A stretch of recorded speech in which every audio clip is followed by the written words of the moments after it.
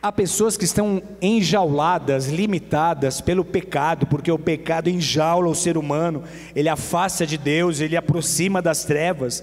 Então há pessoas que simplesmente não rompem, porque tem pecados ocultos em suas vidas. E sabe o que é pecado? É aquilo que a Bíblia diz que é pecado, não é o que você acha que é pecado.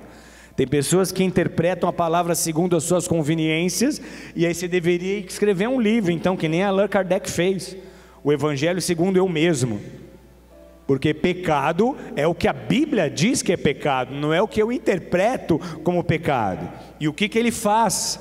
Me afasta de Deus, me afasta do seu amor, me afasta da sua paz, me afasta da sua unção, consequentemente me priva de todas as bênçãos de Deus. Então não há poder mais libertador do que mais limitador do que o poder do pecado. Diga em voz alta: nada, diga para alguém: nada nos paralisa mais que o pecado. Pecado coloca uma bola de ferro em seus pés e te obriga a trabalhar para ele, vira um senhor.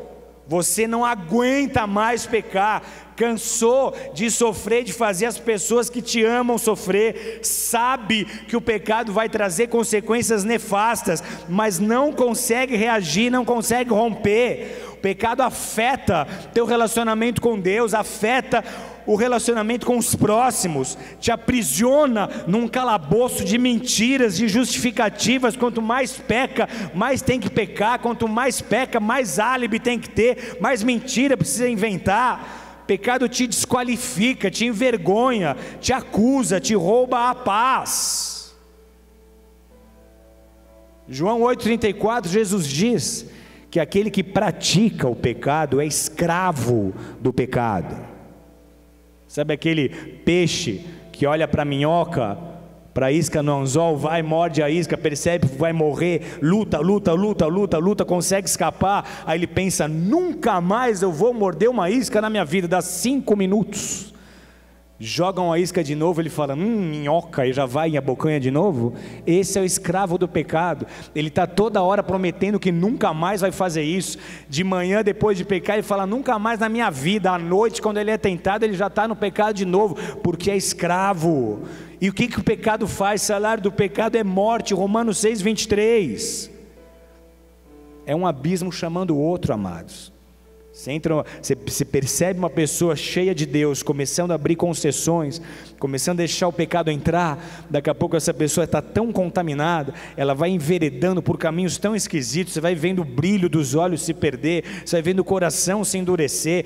É um negócio feio de ver. Você percebe a graça, você percebe a alegria do Espírito desaparecendo. Ela fica pesada, fica rancorosa, fica carrancuda, porque o pecado traz morte. E quanto mais peca, pior fica, porque aí tem que começar a pecar para justificar o pecado. Está lá você em pecado, entrando na internet, tua mulher pegando, descobrindo, você mentindo, falando que não. Quanto mais peca, mais história tem que contar. É horrível isso, é horrível. Você virou um mentiroso em potencial. Para proteger o seu pecado, você contou tantas historinhas, tantas mentiras. Você tinha que ter nojo do que você está fazendo, tinha que ter vergonha de estar enganando tantas pessoas. Você só não engana Deus, e o pior engano é você estar se auto-enganando. É horrível. Um dia eu estou, há muitos anos atrás, num almoço de família de uma ex-namorada que eu tive antes de conhecer minha princesa. Aí a família está na sala almoçando, a gente está na cozinha, e eu com essas brincadeiras de menino, dando soco, fingindo que era uma lutinha. Dei um jebezinho assim, e pegou, pegou no beiço da mina. Meu pai dela, o tio, o vô, família inteira na sala, um almoço chique, e a mina inchou na hora, assim, ó. Eu queria morrer. Eu falei: meu Deus, como é que eu vou voltar para esse almoço? A boca dela inchada, desse tamanho, a beiçola.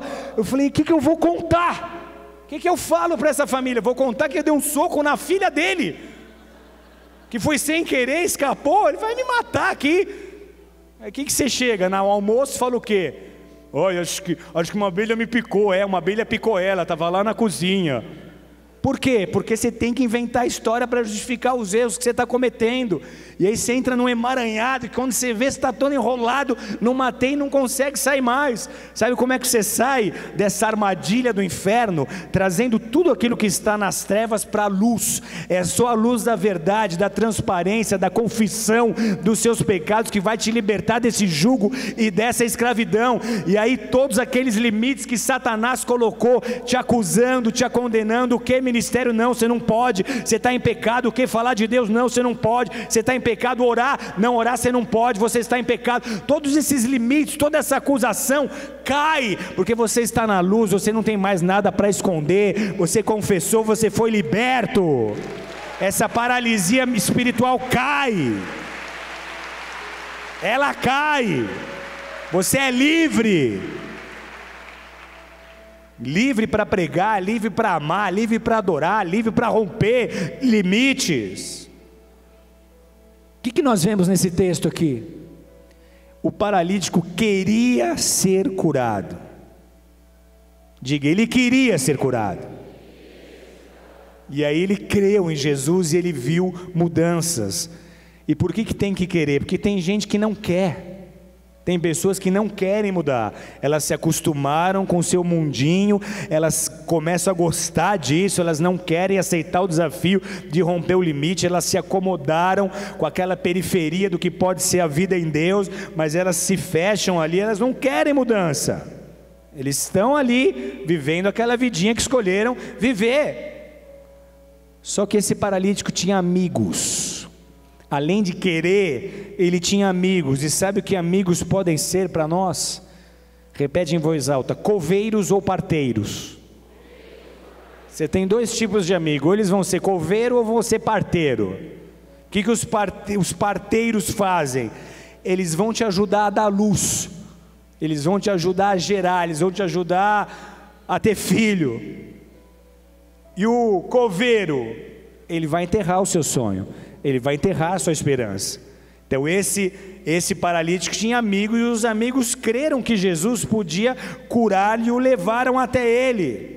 Sabe como você faz quando você tem um amigo que você ama e você diz: vamos lá, por favor, me escuta, eu sei o que Deus pode fazer por você, a sua história pode ser outra, eu vou guardar lugar, eu te busco em casa, eu te levo pela mão, eu cuido de você, eu te pago um jantar depois, mas vamos, porque eu sei que se você escutar a palavra, ela vai entrar no seu coração, ela vai produzir mudanças. Se você olhar para Deus e parar de olhar para os seus limites, você vai romper, você vai acabar com essa paralisia na sua vida e na sua história. E há pessoas aqui que vieram trazidas por outras que a amam. Sabe por que ele insistiu tanto? Porque ela insistiu tanto, porque ela te ama, porque ela está dividindo com você o maior tesouro que ela tem, porque qualquer palavra que ela pudesse te falar não traria nenhum consolo a você.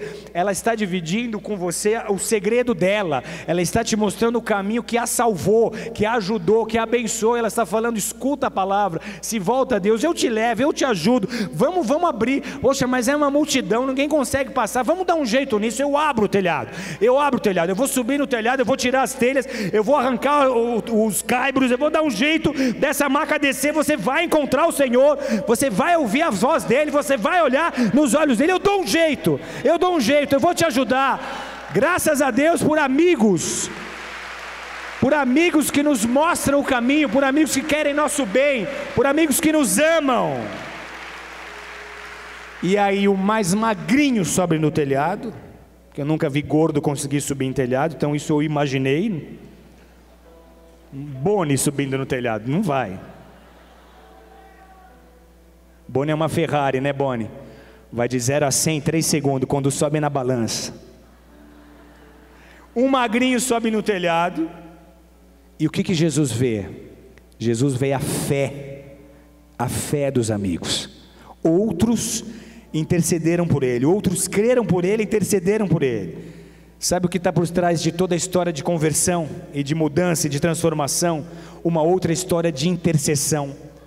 Por trás da ação de Deus há sempre alguém de joelhos, há sempre alguém nos bastidores, orando para que Deus trabalhe no palco principal. É uma fé que leva à ação, é uma fé que não mede esforços, é uma convicção, é uma certeza. Eles trabalham para destruir dentro do amigo, para desconstruir tudo aquilo que estava entre o amigo e Deus, entre o amigo e sua experiência com Jesus. Então ele usa os argumentos, eles oram, eles fazem o que lhes cabe, eles arrancam as telhas da casa, eles descem o paralítico até Jesus. E o que Jesus vê, o que Jesus enxerga? A fé que ele tanto procura, porque alguém para subir numa casa, levar uma maca em cima de uma casa com um paralítico, tirar os telhados de uma casa, descer esse paralítico até Jesus, é porque tem certeza absoluta que essa vida será tocada e que essa vida será curada. Ele não tem no coração dele nenhum vestígio de incredulidade, ele não tem nenhuma possibilidade daquilo não funcionar, ele tem certeza, ele vai com uma fé, com uma convicção que é o que Deus espera de nós. E sabe o que Jesus responde? Seja feito conforme a sua fé. Essa é uma das frases mais importantes do Novo Testamento. Repete em voz alta: seja feito conforme a sua fé.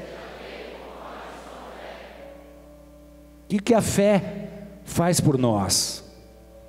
Seja feito conforme a sua fé. Jesus está condicionando os acontecimentos à fé dos amigos e do paralítico. Seja feito não conforme eu quero, mas seja feito conforme a tua fé. A tua fé vai determinar o que eu quero. O que a fé faz por nós? A fé me coloca no jogo. Eu não estou apenas na torcida esperando as coisas melhorarem. Eu não sou um espectador da minha história. A minha fé fará toda a diferença. A fé constrói o palco para essa atuação de Deus. A fé é a pista de pouso para a glória de Deus. A minha fé determina a ação de Deus. A intervenção divina é uma resposta à minha fé.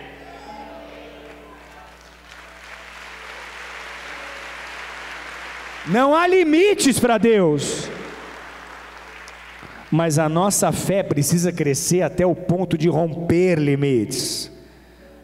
Tudo é possível ao que crê. A Bíblia nos ensina a pedir com fé, e pedindo com fé nós recebemos. Então diga em voz alta para o seu vizinho: tudo que Deus espera de você é fé. Só que aí Jesus surpreende. Ele diz: os seus pecados estão perdoados. Então isso sugere que o maior problema dele não era a paralisia, mas era o pecado, e que talvez o pecado fosse a causa dele estar ali. Jesus trata com uma raiz. Talvez o pecado fosse a causa da paralisia. Esse mundo criado por Ele é regido por leis espirituais que Ele estabeleceu. Transgredir essas leis é pecar. Deus nos ama, Deus não nos quer castigar, mas a raiz da maioria dos problemas é o pecado. A causa da maioria dos problemas é o pecado, sejam os nossos pecados, os pecados dos nossos antepassados. Sempre uma raiz pecaminosa gera lá na frente um problema que tem que ser enfrentado e vivido. Deus nos ama, não quer nos castigar, mas pecado traz consequências para uma vida, pecado traz consequências para uma família, pecado traz consequências para um casamento. Qual que é meu papel nessa hora então para romper limites? Identifique, confesse e abandone os seus pecados, e as correntes que estavam te limitando vão se romper. Gálatas 5:1: foi para a liberdade que Cristo nos libertou, portanto permaneçam firmes e não se deixam submeter novamente a um jugo de escravidão. Um dia Ele te libertou. A exortação é: não se deixa ser escravo novamente. Ele já te livrou. Por que você está tão perto de uma coisa que já te escravizou no passado? Você quer voltar a ser escravo? Você quer voltar a ser limitado? Você quer voltar a viver o que você vivia? Então Ele está dizendo: foi para a liberdade que Ele te libertou. Fica firme, não se coloca de novo debaixo de um jugo. Diga para alguém: se os teus pecados forem perdoados, o resto será consequência. Pois o que te afasta de Deus são os pecados, mas a graça de Cristo te propicia reconciliação. E aí, em paz com Deus, você tem paz consigo e paz com os próximos. nele está a minha salvação. Se eu estou em Deus, eu estou exatamente no lugar onde eu vou encontrar a minha salvação, a minha cura, a minha regeneração, o meu crescimento. E aí por fim, ele cura o enfermo, verso 11 e 12, a ti te digo, levanta-te, toma o teu leito, vai para a tua casa. E ele levantou, tomou o leito, saiu na presença de todos, e foi para casa, e todos glorificaram a Deus. Quando o pecado é perdoado, quando Jesus perdoa os pecados daquele paralítico, aquele espírito, aquela enfermidade é denunciada e ela perde a base legal, mas primeiro os pecados são perdoados, e quando os pecados são perdoados, vem liberação, ele rompe o limite, não há nada mais que possa paralisá-lo. E sabe como eu preciso terminar esse sermão aqui te dizendo, que independente dos limites que você hoje vem te cercando, independente da maneira que você entrou nessa casa, independente do tamanho da afronta que você vem vivendo, você sabe o que é ser limitado por problemas financeiros, você sabe o que é ser limitado por problemas familiares, você sabe o que é ser limitado espiritualmente em função do pecado, você sabe exatamente o que é ser limitado por fracassos do passado. Agora, nesse encontro com Deus, nessa presença de Deus, a única coisa que Ele quer saber é: você quer ser curado? Você deseja ser curado? Ou essa vida do jeito que ela está boa para você? Você quer ser curado? Você quer voltar a viver o que eu te chamei para viver? Você quer ter uma experiência tão profunda e tão verdadeira com o meu espírito, que a partir de hoje a tua mentalidade é outra, o teu posicionamento é outro, e não vai haver mais limites para você? Você quer romper? Você quer ir além desse lugar onde você está posicionado? Você quer saber o que tem depois dessa linha? Você quer vencer? Você quer saber o que é ter a minha bênção? Você quer romper limites? Tudo que Deus espera de você é fé, é fé, é fé. Ele quer curar o enfermo, Ele quer que você hoje saia daqui com a sua maca debaixo do braço, tome o teu leito e volte para a sua vida transformado por Deus. Volte para a sua vida, volte para a sua família, volte para a sua empresa, volte para a sua casa transformado pelo poder de Deus.